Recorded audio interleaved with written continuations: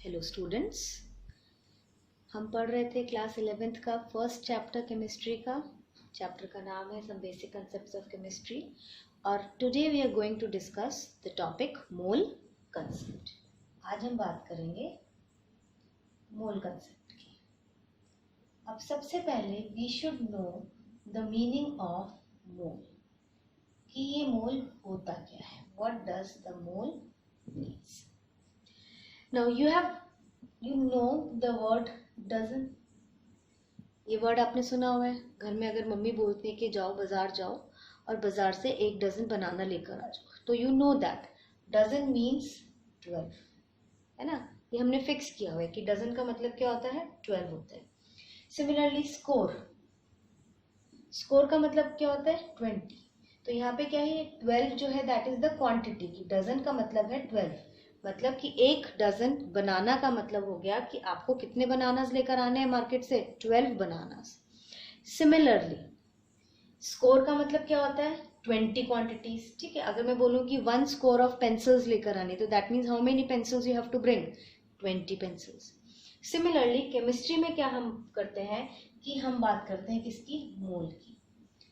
Mole is the, actually chemistry में हम बात करें तो mole is the quantity of a substance, मतलब कितना है। ठीक है, और तो केमिस्ट्री के अंदर हमने क्या किया है, हमने 1 मोल को फिक्स कर दिया। जैसे हमने 1 डजन को फिक्स किया हुआ है, that is 12। 1 score is equal to 20। Similarly in chemistry we have fixed it that 1 mole is equal to 6.02 into 10 to the power 23 entities. हमने केमिस्ट्री में क्या फिक्स कर दिया है कि 1 मोल क्या होगा, that will be equal to 6.02 into 10 to the power 23 entities. Entities मतलब क्वांटिटी, चीज। अब ये एंटिटीज क्या हो सकते हैं, these entities could be atom हो सकते हैं, ये मॉलिक्यूल हो सकते हैं, और ये आयंस हो सकते हैं। Clear everyone. केमिस्ट्री में हमने क्या किया है, जो मोल है, मोल को हमने फिक्स कर दिया है। मोल बता क्या रहा है, मोल हमें बता रहा है क्वांटिटी ऑफ अ सब्सटेंस, कि कोई भी सब्सटेंस है वो कितना है, अमाउंट कितनी है। ठीक है, तो हमने यहाँ पे फिक्स कर दिया कि 1 मोल क्या होगा, is equal to 6.02 into 10 to the power 23 entities होगा। ठीक है, 1 mole will be equal to this much entities. अब यहाँ पे जो एंटिटीज है, एंटिटीज कैन बी एटम हो सकता है, मॉलिक्यूल हो सकता है, आयंस हो सकते हैं। फॉर एग्जाम्पल अगर मैं बोलूं 1 मोल ऑफ सोडियम, तो 1 मोल ऑफ सोडियम क्या हो जाएगा, it will be equal to 6.02 into 10 to the power 23 atoms. It will be 6.02 into 10 to the power 23 atoms, क्योंकि सोडियम क्या होता है, एटम के फॉर्म में प्रेजेंट होता है। Okay, similarly 1 mole of hydrogen gas, 1 mole of hydrogen gas क्या हो जाएगी, 6.02 into 10 to the power 24 molecules. Clear, फर्क समझ में आ रहा है। 1 मोल ऑफ सोडियम, सोडियम क्योंकि एटम के फॉर्म में है, तो हम क्या बोलते हैं कि कितने 1 मोल ऑफ सोडियम में कितने एटम्स होंगे, 6.02 into 10 to the power 23 atoms. 1 mole of hydrogen, hydrogen क्योंकि मॉलिक्यूल के फॉर्म में है। ठीक है, अगर हमें बताने कि 1 मोल ऑफ हाइड्रोजन में एटम्स कितने हैं, तो कितने एटम्स हैं यहाँ पे हाइड्रोजन में, 2 एटम्स है। एक मॉलिक्यूल में कितने एटम्स हैं, 2। तो अगर हमको एटम्स के फॉर्म में बताना है तो यहाँ पे क्या हो जाएगा, 2 into 6.02 into 10 to the power 23 atoms. For example हम एक और लेते हैं, 1 मोल ऑफ वाटर में कितने मॉलिक्यूल्स होंगे, 6.02 into 10 to the power 23 molecules. अगर हम बोलें कि इसमें वाटर में 1 मोल ऑफ वाटर में कितने एटम्स होंगे, तो 2 एटम्स तो हाइड्रोजन के हैं और 1 एटम किसका है, ऑक्सीजन। तो it will have 3 into 6.02 into 10 to the power 23 atoms. Clear. Now 1 mole is equal to atomic mass of an atom. अभी हमने बात की थी कि 1 मोल में 6.02 into 10 to the power 23 entities होती हैं, नंबर की बात की थी। ठीक है, कि वो एंटिटीज एटम हो सकता है, मॉलिक्यूल हो सकता है, आयन हो सकता है। वो नंबर था कि 1 मोल में कितना होगा, कितना नंबर होगा। अब एक मोल में मास की अगर बात करें, ठीक है, we are talking about the mass, तो 1 मोल में अगर एटम है तो 1 mole will be equal to the atomic mass of an atom. अगर हमारे पास मॉलिक्यूल है तो 1 mole will be equal to molecular mass of molecule, ठीक है। अगर हमारे पास मॉलिक्यूल है तो हम 1 मोल में कितना मास होगा, that will be equal to the molecular mass. For example हम लेते हैं, हमने लिया था सोडियम, तो 1 मोल ऑफ सोडियम, ठीक है। नंबर ऑफ एटम्स कितने होंगे इसमें, 6.02 into 10 to the power 23 atoms, okay. Number of atoms तो इतने हो गए। अब 1 मोल में ग्राम मास कितना होगा, एटॉमिक मास कितना होता है, 23 ग्राम्स। तो रिलेशन समझ में आया, क्या है रिलेशन, कि 1 mole will be equal to this much number of atoms and 1 mole will be equal to this much grams. Mass किसमें दिया होगा, ग्राम्स में। Another example, 1 mole of hydrogen, ये मॉलिक्यूल है ना, तो इसमें क्या हो जाएगा कि नंबर कितना हो जाएगा, नंबर हम डिस्कस कर चुके हैं, it will be equal to this much molecules, okay. अगर हम मास की बात करें तो इसका मास क्या होगा, मॉलिक्यूल है तो इसका molecular mass 2 into 1 2, it will be equal to 2 grams. Another example, 1 mole of water H2O, number कितने होंगे, 6.02 into 10 to the power 23 molecules होंगे। मास कितना होगा इसका, 2 प्लस 16 18। वाटर का मॉलिक्यूलर मास हम ऑलरेडी डिस्कस कर चुके हैं, वाटर का मॉलिक्यूलर मास कितना होता है, 18, तो it will be equal to 18 grams. एक और एग्जांपल हम लेते हैं, फॉर एग्जांपल हम लेते हैं 1 मोल ऑफ H2S2O7, ठीक है, कि H2S2O7 में मॉलिक्यूल्स कितने होंगे, 6.02 into 10 to the power 23 molecules.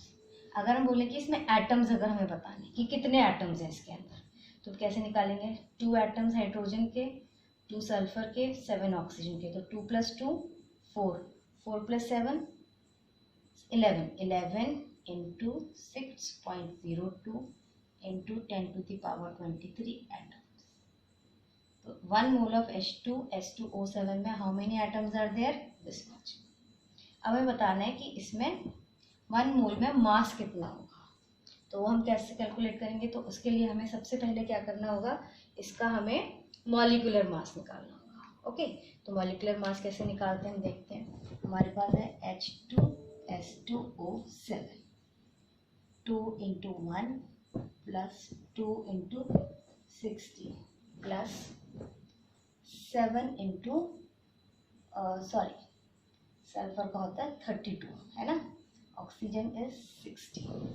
जब हम इसको ऐड करेंगे तो हमारा आएगा, इट विल बी, आप करके देख लो, 2 plus 64 plus 42 112, it will come out to be 148। तो कितना हो जाएगा हमारे पास, it will be 148 grams. Clear everyone? Now next we are going to discuss how to calculate number of moles, कि हमें number of moles calculate करने हैं तो हम कैसे कर सकते हैं, ठीक है। तो फर्स्ट मेथड जो होता है या फर्स्ट जो फॉर्मूला होता है, that is number of moles is equal to mass in gram upon molecular mass. Will discuss the example, तो एग्जाम्पल से आपको क्लियर हो जाएगा, ठीक है। मास अगर हम इसको वैसे डिनोट करना चाहें, मास इन ग्राम को हम बोल देते हैं small N and molecular mass को हम बोल देते हैं कैपिटल एन। तो नंबर ऑफ मोल्स को हम कैसे डिफाइन कर सकते हैं, that number of moles is equal to mass in gram upon molecular mass. For example कि we have to calculate how many moles are present in 64 grams of oxygen, ठीक है, कि 64 ग्राम ऑफ ऑक्सीजन में हमें बताना है कि how many number of moles are present. तो हम यही फॉर्मूला लगाएंगे। तो नंबर ऑफ मोल्स को हम डिनोट करते हैं एन से, स्मॉल एन। तो नंबर ऑफ मोल्स क्या हो जाएगा, मास in gram upon molecular mass. Mass in ग्राम कितना दिया हुआ है, 64 ग्राम्स। मॉलिक्यूलर मास कितना है ऑक्सीजन का, 632। तो कितने मोल्स हो गए इसके अंदर, 2 मोल्स। ठीक है, अनदर एग्जाम्पल हम ले लेते हैं। For example we have to calculate number of moles in let's say 604 grams of H2SO7। हमने पिछले उसमें एग्जांपल लिया था ना कि इसमें कितने नंबर ऑफ मोल्स होंगे, तो हमने इसका मॉलिक्यूलर मास निकाला था 148, अगर आपको याद हो। Number of moles will be equal to mass in gram upon molecular mass. तो मास इन ग्राम हमारे पास आया है, इसमें 6.4 गिवन है और इसका मॉलिक्यूलर मास कितना होता है 148। तो इसको कैलकुलेट करेंगे, जो भी आंसर आएगा that will be the number of moles present in this. Okay, now next method. Now next method है कैलकुलेट करने का number of moles is by this relation that number of moles is equal to n by n naught। n is number of particles given। particles can be atoms, they can be molecules or they can be ions। कि कितने particles आपको दे रखे, divided by n naught. अब n naught क्या है, n naught is the Avogadro number. हमने जब जो अमाउंट हमने फिक्स किया था ना 6.02 इंटू 10⁻23 कि इतने होने चाहिए, उसमें इतनी एंटिटीज होनी चाहिए। तो यहाँ पे दैट एन नॉट जो है हमारा जो था 6.02 into 10⁻23, this is known as Avogadro number by the name of the scientist Avogadro, जिन्होंने ये कंसेप्ट भी उन्होंने दिया था और इसके बारे में भी उन्होंने ही बताया था। तो उनके नाम पे हमने ये एवोगैड्रो नंबर लिया है that n naught is equal to 6.02 into 10⁻23। Example लेते हैं। For example we have to calculate the number of moles present in 3.01 into 10⁻23 molecules of CO2। कि इतने मॉलिक्यूल्स हैं CO2 के, उसमें कितने नंबर ऑफ मोल्स होंगे। तो again n is equal to n upon n naught. कितने गिवन है पार्टिकल्स, 3.01 इंटू 10⁻23 और एवोगैड्रो नंबर कितना होता है 6.02 इंटू 10⁻23। कैंसिल हो जाएगा, will get 1/2, 1/2 is equal to 0.5। Clear. The third relation is based on the volume। The third relation जो होता है नंबर ऑफ मोल्स निकालने का, that is based on the volume। जो हम कैसे दिखाते हैं, that number of moles is equal to volume given, कितना वॉल्यूम गिवन है, डिवाइडेड बाय 22.4। और दिस नॉर्मल टेम्परेचर प्रेशर पे जो हमारा वॉल्यूम होता है 1 मोल का, वो इतना होता है 22.4। तो उसके हिसाब से नंबर ऑफ मोल्स वॉल्यूम, कितना वॉल्यूम गिवन है upon 22.4। For example calculate the number of moles. हम क्वेश्चन ले लेते हैं, calculate the number of moles present in, for example 11.2 litres of oxygen, कितने नंबर ऑफ मोल्स प्रेजेंट होंगे। तो by this relation n is equal to volume given divided by 22.4। Volume कितना दे रखा है 11.2 divided by 22.4, 1/2 is equal to 0.5 moles. Okay, तो अगर हमें मोल कंसेप्ट को समराइज करना होगा तो हम इसको ऐसे समराइज कर सकते हैं that 1 mole is equal to, अगर हम पार्टिकल्स की बात करें, एंटिटीज की बात करें, तो 1 मोल में कितने नंबर होंगे, it will be equal to 6.02 into 10⁻23 entities. ठीक है, या तो एंटिटीज एटम होंगे या मॉलिक्यूल होंगे या फिर आयंस होंगे। तो मतलब कि 1 मोल में नंबर कितना है, 1 मोल में कितने हैं नंबर की बात करें तो 1 मोल में 6.02 इंटू 10⁻23 एटम्स, मॉलिक्यूल्स या आयंस। 1 मोल में अगर हम मास की बात करें तो 1 mole will be either equal to atomic mass of an atom और it will be molecular mass of a molecule. तो मतलब 1 मोल को हमने डिफाइन किया है कि 1 mole in terms of mass, 1 mole in terms of number, ठीक है। दूसरा एक जो फॉर्मूला हमारे पास आया है मोल कंसेप्ट का, that number of moles is equal to mass in gram upon molecular mass, जो हमें याद करना है। And number of moles is equal to n by n naught, that is number of particles divided by Avogadro number. Avogadro number क्या है? It is a constant, that is Avogadro number is equal to 6.02 into 10 to the power 23। Okay, तो this is the nutshell कि हम 1 मोल या फिर मोल concept को कैसे हम इसको समराइज कर सकते हैं। Now when we'll do numericals of mole concept, the topic will become more clearer to you.